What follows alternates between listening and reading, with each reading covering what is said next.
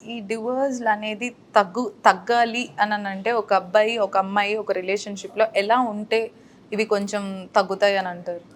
ఇప్పుడు డైవర్స్ కొచ్చేవరకు అత్యధిక problem families నుంచే వస్తుంది ఎప్పుడైనా కూడా, ఎక్కువ శాతం. ఓకే.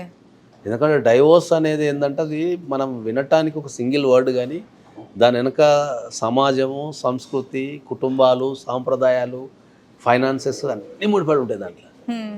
ఒక డైవర్స్ కావడానికి మనం ప్రత్యేకంగా ఇది కారణం అని ఎప్పుడు చెప్పలేము. అత్యధిక శాతం ఏంటంటే వాళ్ళ అభిప్రాయాల కంటే ఎక్కువ థర్డ్ పార్టీ వాళ్ళ ఇన్ఫ్లుయెన్స్ అనేది చాలా ఎక్కువ ఉంటుంది ఇప్పుడున్న జనరేషన్లో. సో నేను ఏం చెప్తా అంటే ఏంటంటే, ఒక డైవర్స్ కాకుండా ఉండాలి అంటే కనుక, ఎవరికన్నా డైవర్స్ కాకుండా ఉండాలి అంటే ఏంటంటే, మనం ప్రీ మ్యారిటల్ కౌన్సిలింగ్ అనేది ఇప్పుడు ఈ సమాజానికి చాలా అవసరం అని చెప్తారు. ఓకే. ఇప్పుడు మీరు ప్రీ వెడ్డింగ్ షూట్ అని కానీ, లేకపోతే ప్రతి పెళ్ళికి మెహందీ ఫంక్షన్ కానీ, లేకపోతే ఇంకా రకరకాల ఫంక్షన్స్ ఏమో చేసుకుంటారు కదా, పోస్ట్ వెడ్డింగ్ బ్యాచిలర్ ఉంటది, అని, పోస్ట్ బ్యాచిలర్ వెడ్డింగ్ పార్టీ అని, ఉంటది. ఏమో చేసుకుంటారు కదా. యాహ్! అట్లా దాంట్లో కంపల్సరీ ప్రీ మ్యారిటల్ కౌన్సిలింగ్ అనేది ఒక భాగం చేయాల్సిందే ఇప్పుడు. అంటే ఏంటి అసలు? అంటే ప్రీ మ్యారిటల్ కౌన్సిలింగ్ అంటే ఏంటంటే, మనకు పెళ్లి తర్వాత ఏర్పడే ప్రతి సమస్యని ఓకే. మనం ముందే డిఫైన్ చేసేసుకొని సొల్యూషన్ కనిపెట్టేస్తాం దాన్ని. ఓకే. వాళ్ళ ఇండివిజువాలిటీకి తగ్గట్టు హ్మ్. కస్టమైజ్డ్గా. ఇప్పుడు ఒక ఇంట్లో ఒక అమ్మాయి పని చేయకపోవచ్చు, హ్మ్. హౌస్ వైఫ్ కింద ఉండొచ్చు. అప్పుడు మనం ప్రీ మ్యారిటల్ కౌన్సిలింగ్ ఏం రూల్స్ అండ్ రెగ్యులేషన్స్ ఏం పాటించాలని ఉంటుంది. కొన్ని సందర్భాలలో అమ్మాయి పని చేస్తూ ఉంటుంది. సో అప్పుడు మనం ప్రీ మ్యారిటల్ కౌన్సిలింగ్లో ఉన్న డిఫైన్ చేస్తాం. అంటే ఆమె శాలరీ ఏం చేయాలా, ఈయన శాలరీ ఏం చేయాలా, సేవింగ్స్ ఎట్లా చేయాలా, ఎవరు రన్ చేయాలా, ఇట్లాంటివన్నీ మనం డిఫైన్ చేసేస్తాం. కాబట్టి తర్వాత ప్రధానంగా ఇప్పుడు వచ్చిన సిచ్యువేషన్లో ఏంటంటే, రిలేషన్షిప్స్ ఆర్ వెరీ, మనం వాస్తవంగా కొద్దిగా ఓపెన్గా మాట్లాడితే ఏంటంటే, ఇంతకుముందు మనకు రిలేషన్షిప్స్ అనేటివి ఎక్కువ లేవు. హ్మ్. కల్చర్ కూడా అంత లేదు. ఎందుకు కల్చర్ లేదంటే, ఇప్పుడు నేను కొన్ని వందల సందర్భాలు చెప్పేది ఏంటంటే, మనం ఒక 20 years బ్యాక్ ఒక అమ్మాయితో మాట్లాడితే మనకి ఏముంటాయి చెప్పండి, 6 నెలల రోజులు చెప్పుకుంటారు స్టోరీ. హ్మ్. ఇప్పుడు కల్చర్ ఏముంది, ఇప్పుడు అందరు కలిసి తిరుగుతున్నారు, యాహ్! అమ్మాయిలు అబ్బాయిలు కలిసి తిరుగుతున్నారు.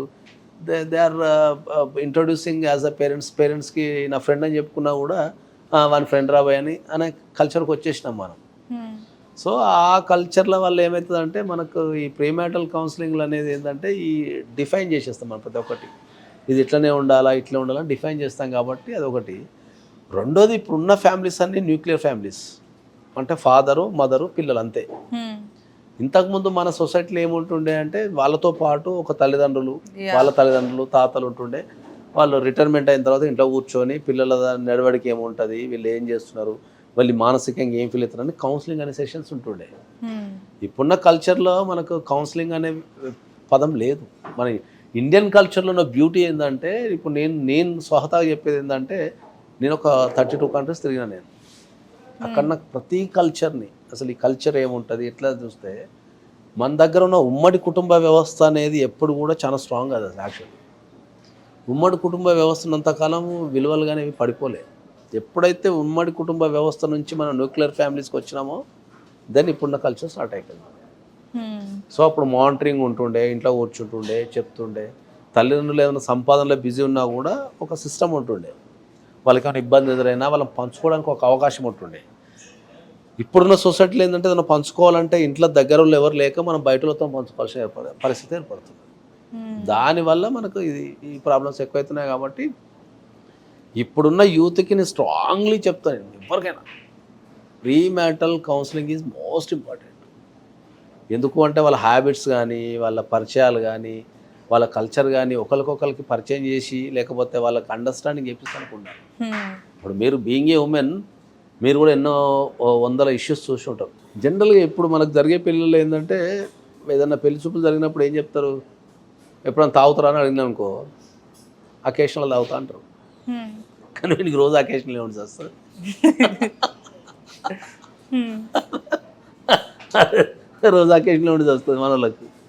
సో ఈ హ్యాబిట్స్ అనేటివి ఏముంటాయి, స్మోకింగ్ కావచ్చు, తర్వాత ఈ ఫుడ్ హ్యాబిట్స్ కావచ్చు, లేదంటే మనకు ఇవన్నీ మనం ప్రీమ్యారిటల్ కౌన్సిలింగ్గా మనం వాళ్ళకి ఎక్స్ప్లెయిన్ చేస్తాం అంతా. ఓకే. ఇన్ని తెలిసిన తర్వాత ఎవరైనా చేసుకుంటారా ఇంకా మరి? పెళ్ళా ఆ! ఎందుకు చేసుకునే వాళ్ళు చాలా మంది ఉన్నారు.